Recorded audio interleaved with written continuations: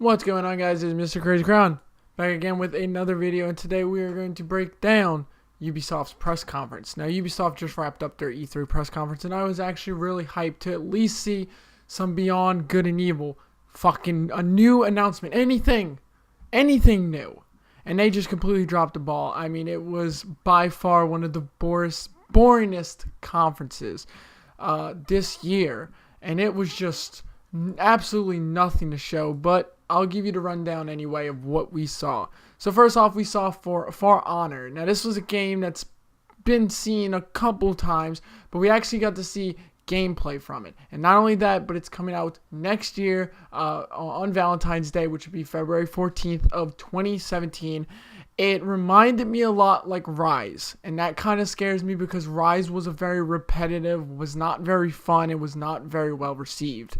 If it's anything like that, I think we're going to have the same fate here, and I consider that people should probably watch and just wait for this game instead of giving into the hype and buying into it, because it does look a lot like Rise, and again, Rise was not the best game out. Next, we got to see Watch Dogs 2. We heard about this game yesterday and the day before that, but we actually got to see some actual live gameplay. There's drones, but overall, and I was watching it with Robert, and I was telling him, as someone who really actually enjoyed the first game in the Watch Dogs franchise, I didn't see anything here that was really different, that was really innovative, and that was really sucked me in or got me excited for what the game was going to produce. It looks like the same old with just a few new gadgets. I consider it DLC at most. Moving on to the next one, we had the Assassin's Creed movie. We actually got to see a behind-the-scenes look of the Assassin's Creed movie. I'm very excited for the Assassin's Creed movie because it looks good, right?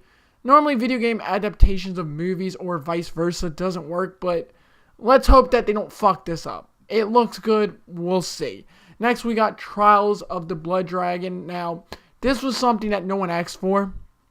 Not only did nobody ask for this, but nobody was expecting it. And I guess you could say it was one of the big surprises for Ubisoft's boring-ass press conference today. It was actually one of the big surprises that we got to see was Trials of the Blood Dragon. Now, it is Trials Fusion or Trials HD or whatever you want to call it. But it's a spin-off on the Blood Dragon series, which was in itself a spin-off of Far Cry. I haven't played it, but apparently it's out today. It was one of their flash announcements where they say it's coming and then they say it's out today. So you can go buy it. It's $20. From my understanding, it doesn't have user-created content, which is a turn-off for me.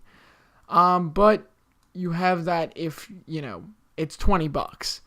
Next, we got to see the new South Park game, South Park, The Fractured But Whole.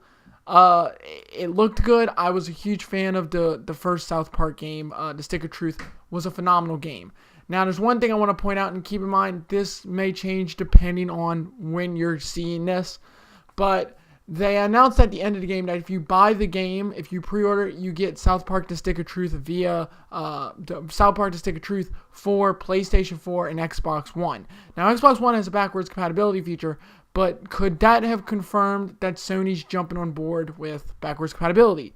Otherwise, how would they make this work unless they're porting it over and they're updating it or whatever? It'll be interesting to see, but we only have about an hour or two until Sony's press conference, where we get to see if that is legitimate.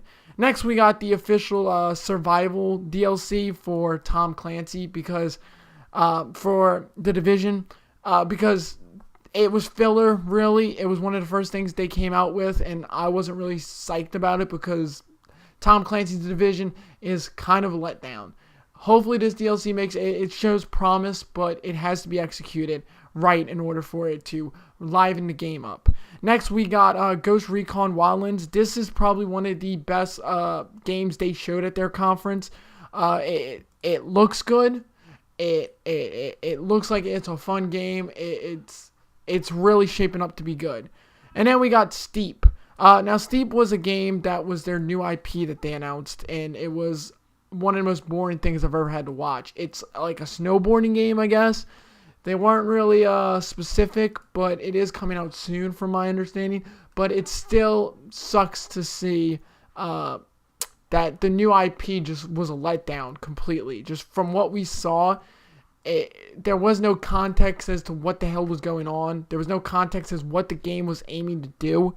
It looks like your generic snowboarding game, but we'll see. There's going to be a beta for it, and I mean, there's more to this conference, but I just skimmed over the few that I thought were good announcements.